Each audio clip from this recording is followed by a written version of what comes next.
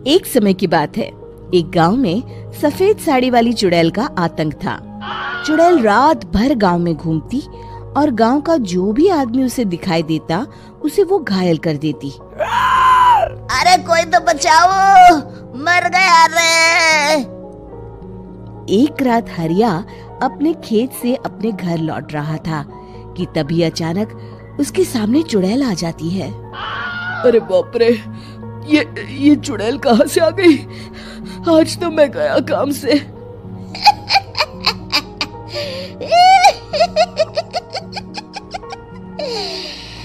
आज मुझे मेरा शिकार मिल गया।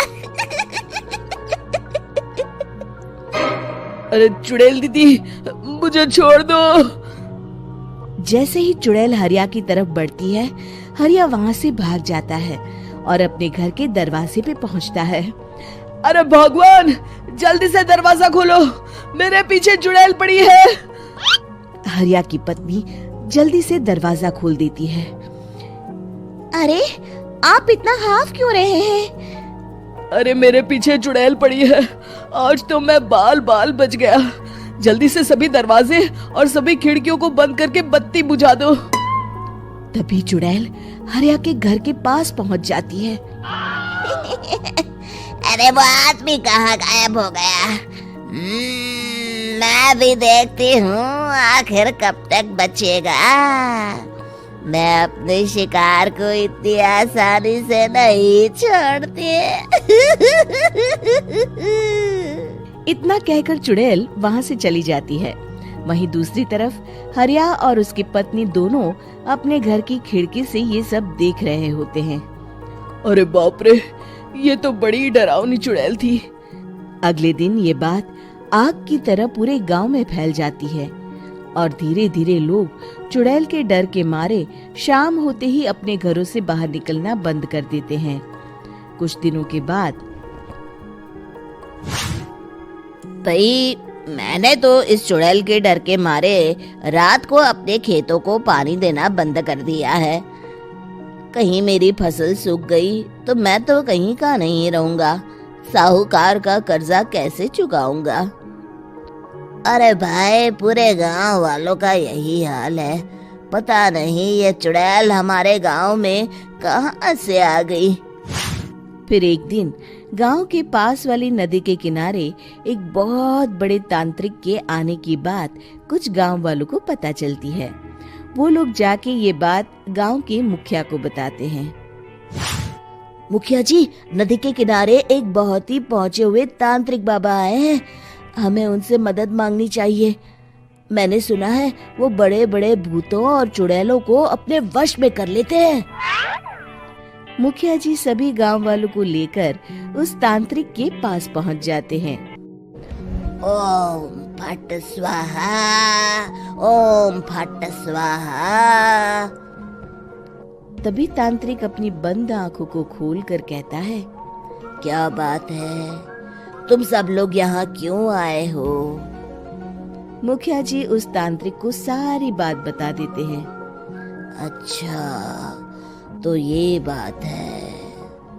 और तांत्रिक अपनी आंखों को बंद कर लेता है।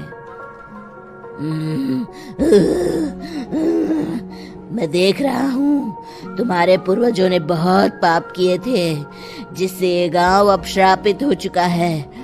उसी के फल स्वरूप तुम्हारे गांव में चुड़ैल आई है। ये चुड़ैल बहुत खतरनाक है, ये किसी को नहीं छोड़ेगी। हे भगवान, मर गए रे, अब क्या होगा?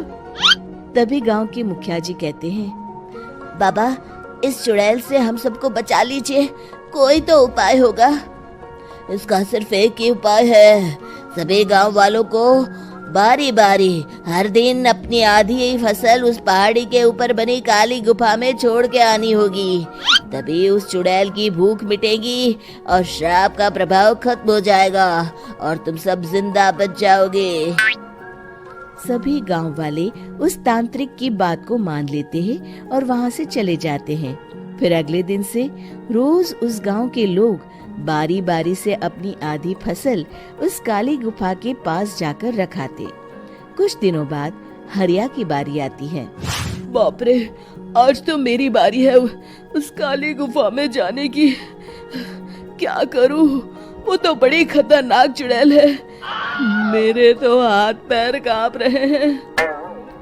फिर हरिया डरते डरते अनाज की बोरियां अपनी बैलगाड़ी में लाद देता है।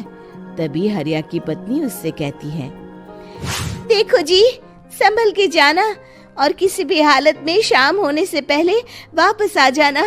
उस चुड़ैल का कोई भरोसा नहीं है जी। हरिया बैलगाड़ी में बैठते हुए कहता है, भगवान, मैं क्या वापस आऊंगा? लगता है अब तो मेरी खबर ही आएगी। इतना कहकर हरिया वहां से चला जाता है।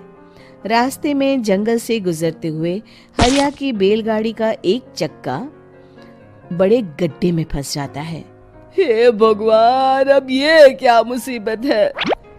हरिया नीचे उतर के पूरी ताकत से अपनी बैलगाड़ी को गड्ढे से निकालने की कोशिश करता है।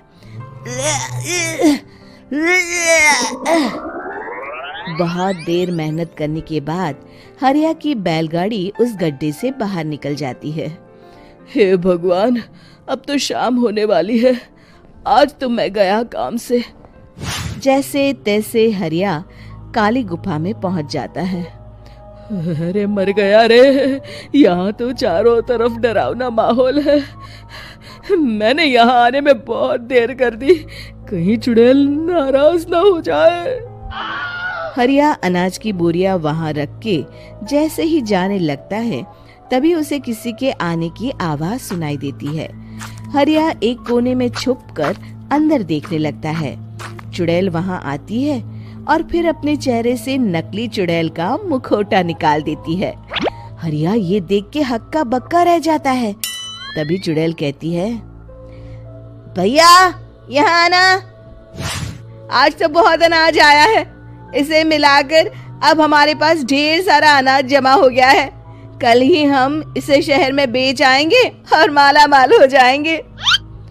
तभी अंदर से नदी के किनारे वाला तांत्रिक बाहर आता है। अरे, ये तो तांत्रिक बाबा है।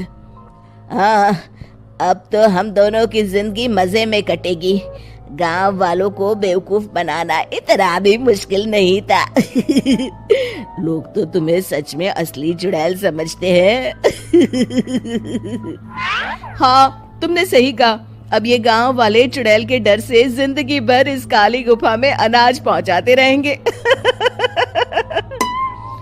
अच्छा, तो ये बात है। ये दोनों पूरे गांव वालों को बेवकूफ बना रहे हैं।